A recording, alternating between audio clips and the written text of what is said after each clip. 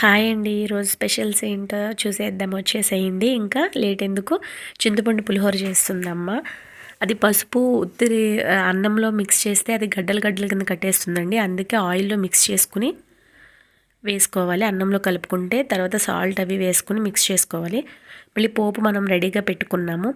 బాగా అమ్మ చేసిన పోపు బాగుంటుంది. చింతపండు కూడా అందులో మిక్స్ చేసి పల్లీలు, జీడిపప్పు, ఉద్దిపప్పు, ఆవాలు, జీలకర్ర, ఎండుమిర్చి, కరివేపాకు, పచ్చిమిర్చి చాలా క్రిస్పీగా ఉంటుంది పోపు కూడాను. కరకరమంటూ ఉంటాయి పప్పులన్నీ.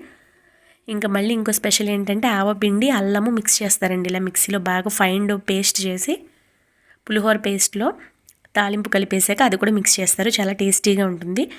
ఆవాలు మనం నార్మల్గా వేస్తే తినము, చేదొచ్చినట్టు ఉంటుంది. అది మిక్సీ పట్టేస్తే చాలా కమ్మగా ఉంటుంది. ఇంకా లేట్ ఎందుకు, రెడీ అయిపోయింది. కాంబినేషన్గా పెరుగు, పల్లీల చట్నీ బాగుంటుందండి. నేనైతే అలాగే తింటాను, అలా ఇష్టం నాకు. Thank you.